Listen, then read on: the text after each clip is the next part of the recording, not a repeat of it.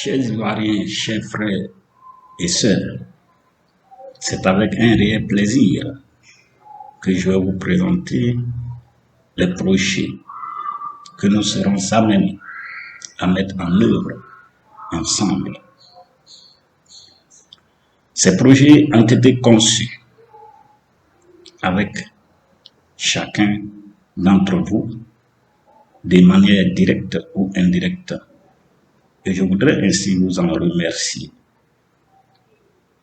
Bien menés, ces projets nous permettront de construire notre pays sur des bases durables, capables de résister aux changements récurrents que connaissent la plupart des pays dans le monde. Avant d'arriver à la présentation de ces projets, je voudrais vous rappeler quelques faits.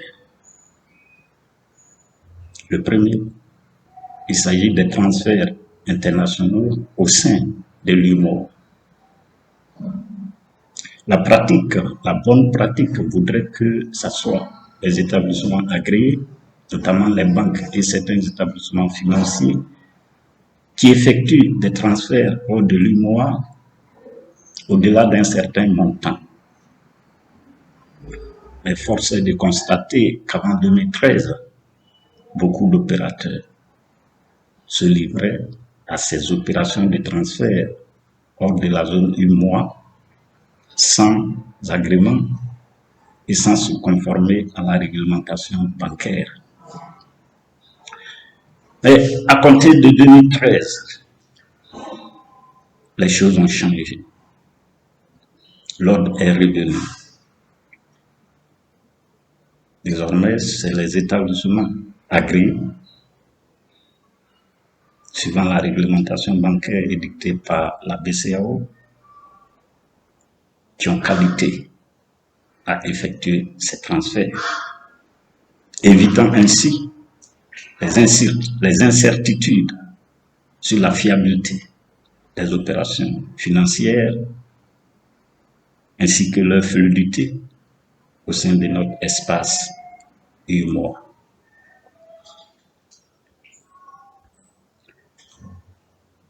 Le deuxième élément dont je voulais vous parler également, c'est l'inclusion sociale. Inclusion sociale veut dire les conditions sociales de la population, les conditions de vie notamment et de travail aussi. Mais force est de constater que c'est 8 années après la prise du pouvoir par le président Alassane Ouattara qu'un tel dispositif a été introduit dans la gestion publique. C'est-à-dire en 2019, soit 8 années après d'avoir pris le pouvoir.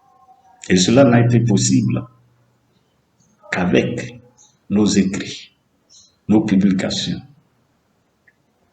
qu'on fait sans tambour ni trompette, pour montrer que la critique, la bonne critique, est nécessaire et indispensable pour orienter quelquefois la gouvernance. C'est dans cette mouvance que, m'endossant de ma posture d'entrepreneur, car n'oubliez pas, je peux vous le rappeler, que j'ai fondé Expertise et Conseil en 2014. Et en cette qualité, j'ai entrepris un certain nombre de travaux pour le compte de l'État de Côte d'Ivoire, donc pour le compte du peuple de Côte d'Ivoire et de son économie, notamment au niveau du Covid. En parenthèse, même si je l'ai fait avec le titre de président de la République de Côte d'Ivoire, le président de la République de Côte d'Ivoire doit être payé quand il travaille. Et comme je n'ai pas d'immatriculation comme je n'ai pas de matricule à la fonction publique, la seule façon d'être payé, c'est à travers les factures que je leur adresse. Je ferme la parenthèse. Et donc, j'ai travaillé au titre du Covid-19, au titre de l'inflation et au titre de la promotion économique de la destination ivoirienne. Je crois que les résultats, vous les connaissez tous. Et certains de ces travaux ont fait l'objet d'émissions de factures, lesquelles ont été adressées au président de la République et à certains ministères. Mais jusqu'à l'heure où je vous parle, ce 4 mai 2024, je n'ai reçu le moindre signe d'un quelconque paiement. Et pourtant, certaines de ces factures remontent à 2021. Alors, je me pose la question. Pourquoi le gouvernement de Côte d'Ivoire, qui est le gouvernement des Ivoiriens, de tous les Ivoiriens, sans exclusion, se fait tant d'efforts pour fatiguer, à la fois moralement et financièrement, ceux qui ont décidé de fournir des services au pouvoir public.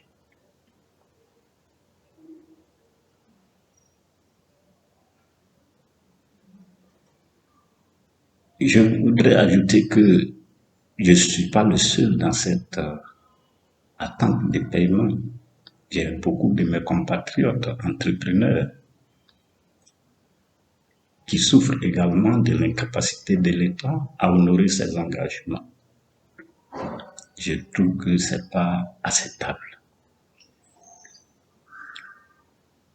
C'est pourquoi, moi, Henri-Pascal Maison, en tant que président de la République de Côte d'Ivoire, je ferai du paiement des factures fournisseurs publics une de mes priorités. Parce que je sais ce que signifie être entrepreneur. La meilleure des expériences, c'est celle qu'on a vécue soi-même.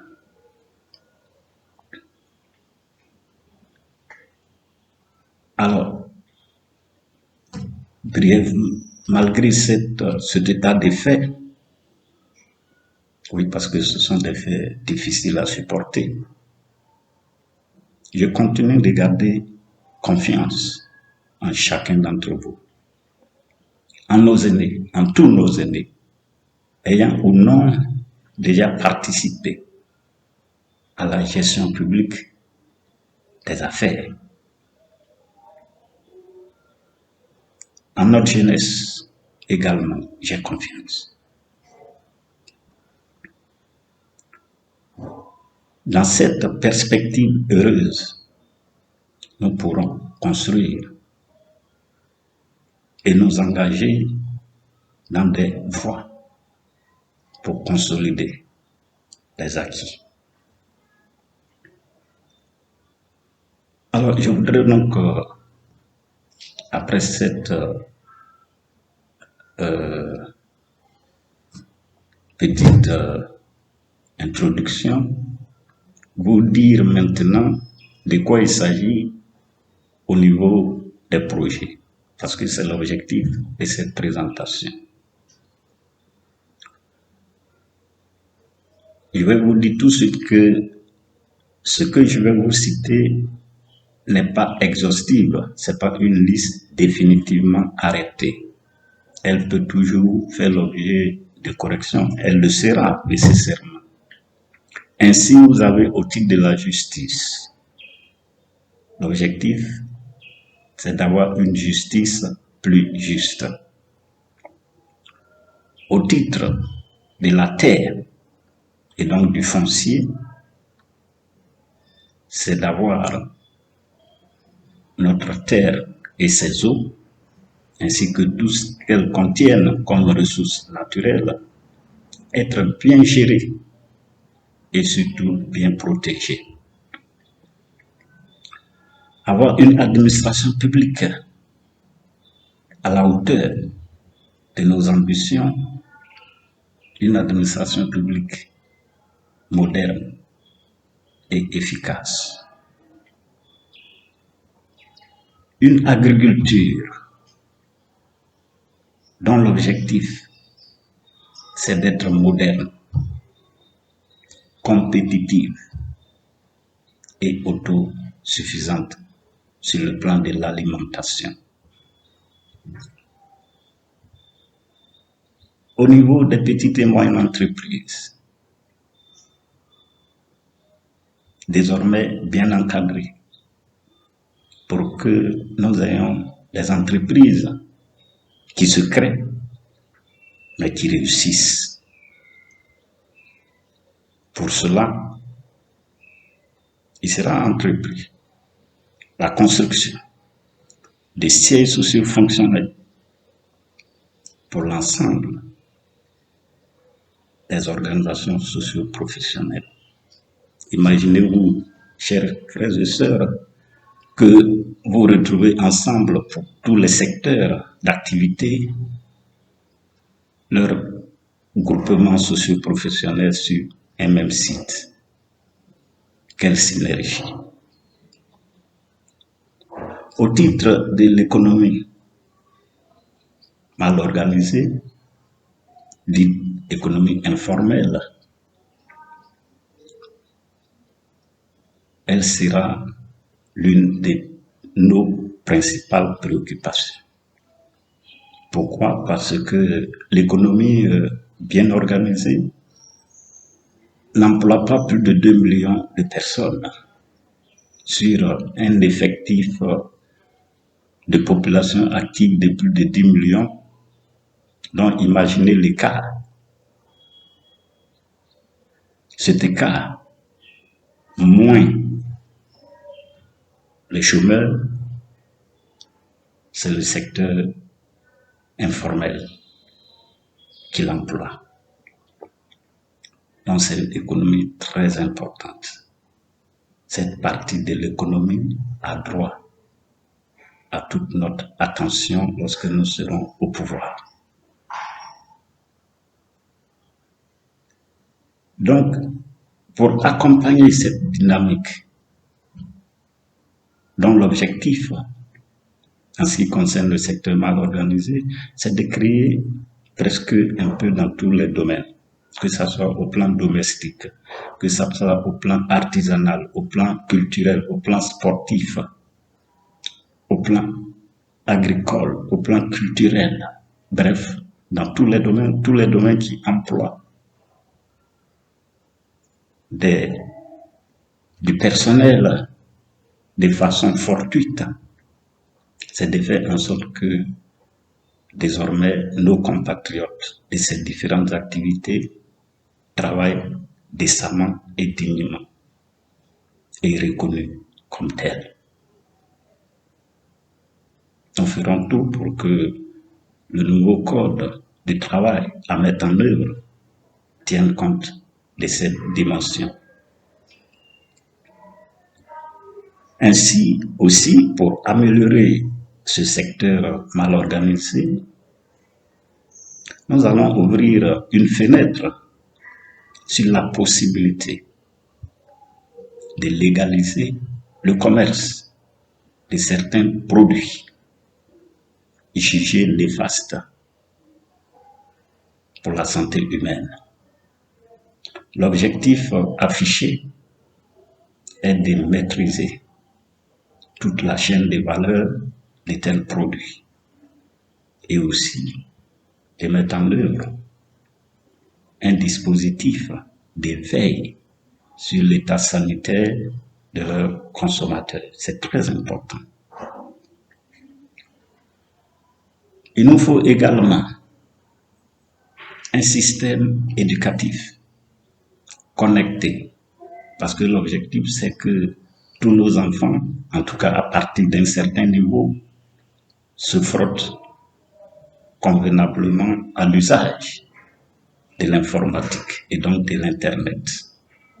C'est pourquoi nous ferons tout pour que l'électricité arrive partout en Côte d'Ivoire, quels que soient les lieux où l'école se trouve. Nous ferons tout pour que l'électricité arrive dans toutes nos campagnes. C'est un objectif et c'est très important pour nous. Et donc, pour accompagner ce dispositif d'amélioration du système éducatif, nous allons créer une société de transport et de restauration scolaire et universitaire. Au plan sanitaire, nous ferons tout pour que la santé de nos populations soit une préoccupation, en faisant en sorte que le système sanitaire soit plus proche de tous nos compatriotes et surtout plus accessible. Au plan de la protection sociale, nous voulons une protection sociale qui valorise l'homme et non une protection sociale humiliante.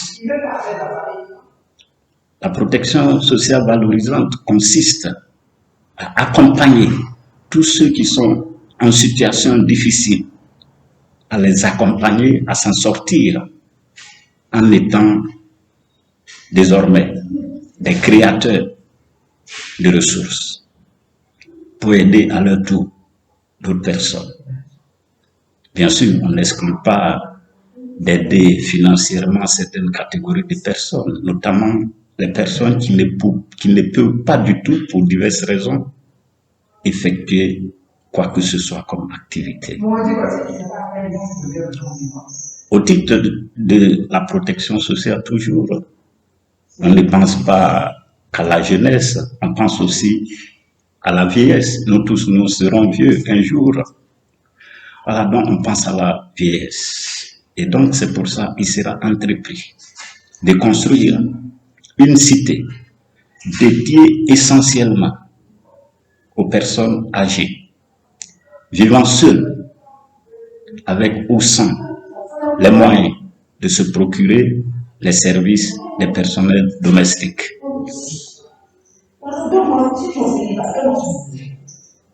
Il nous faut également du sport.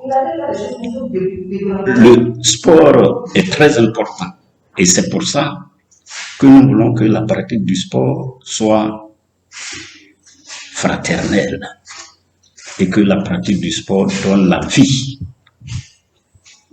C'est très important, faire du sport et être en vie et en bonne santé. Nous voulons également que nos cultures, nos traditions et notre tourisme soient encore, ça l'est déjà, c'est déjà dynamique, mais nous voulons que ces domaines soient encore plus dynamiques et plus prospères. Au titre de l'immigration, c'est-à-dire les mouvements migratoires, on a certains de nos compatriotes, pour diverses raisons, désirent aller travailler hors de nos frontières. Actuellement, nous observons, vous et moi, comment les choses se passent. C'est très difficile.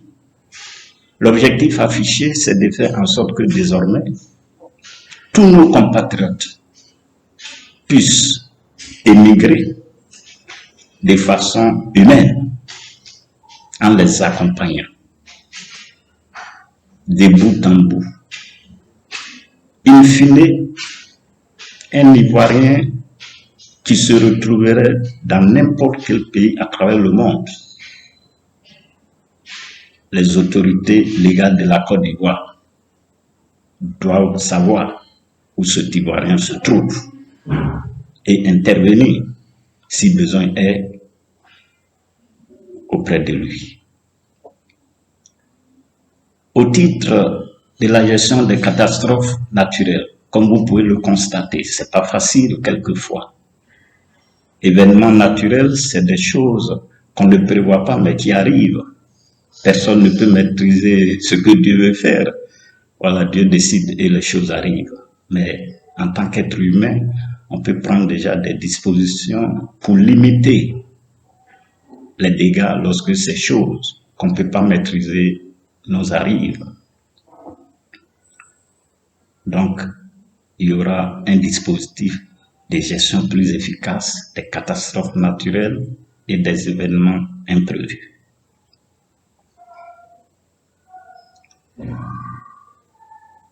Tout cela, tout ce que je viens de vous dire, ne peut se faire qu'avec l'argent. C'est très important, l'argent. Sans argent, voilà, tout ce que je viens de vous dire, c'est comme du film, quoi. Et donc, c'est pour financer cette économie que déjà, depuis 2019, j'ai imaginé ce que j'appelle la taxe des prélèvements. C'est une taxe que les producteurs et les importateurs subiront et qui sera traitée comme la taxe sur la valeur ajoutée.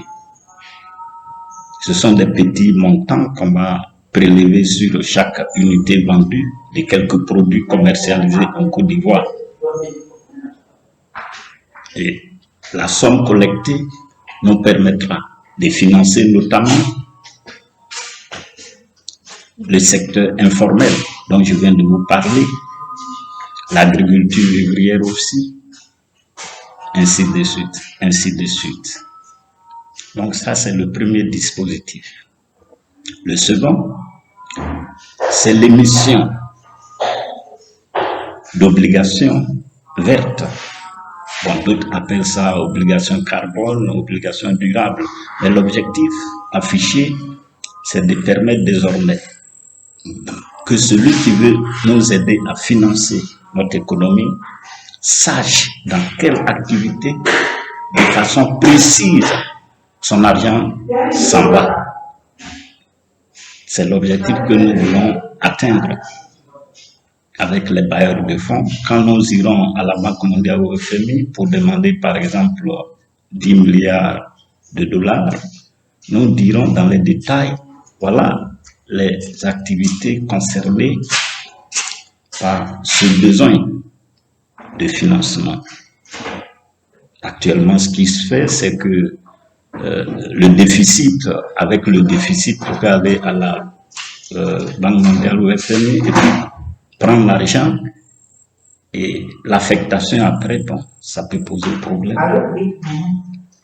L'objectif, c'est d'assainir l'endettement public pour mieux le maîtriser. L'autre élément, le troisième, c'est l'épargne publique à mettre en œuvre. C'est une épargne pour tous ceux qui vivent en Côte d'Ivoire. Dès que tu es né et que tu es enregistré à l'état civil, tu commences déjà à être un épargnant. Donc ce sont des petites sommes. Vous verrez les détails plus tard. Ce sont des petites sommes qu'on mettra de côté pour tous ceux qui vivent en Côte d'Ivoire. On va même demander aussi à ceux qui nous visitent, comme tourisme en transit, de nous aider à participer à la mobilisation de cette épargne. C'est une épargne, on veut dire que c'est de l'argent qu'on met de côté. Mais comme on est ensemble, on est beaucoup, ça va être consistant pour nous développer. Ça va produire des intérêts, c'est votre argent qui est là, mais c'est l'État qui assure la gestion. Donc, ces trois dispositifs dont je viens de vous parler, auxquels s'ajoutent les dispositifs habituels que nous connaissons de financement de notre économie, c'est-à-dire les formes d'endettement actuelles ainsi que les ressources fiscale et douanière actuelle vont s'ajouter ces trois nouveaux modes que je viens de vous citer. L'objectif, à travers tout ce dispositif, c'est de maîtriser le financement de notre économie en réduisant les risques d'un endettement insupportable.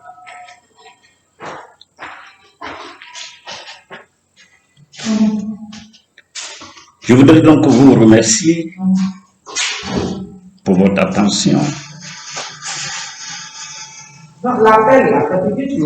et que Dieu veille sur son peuple.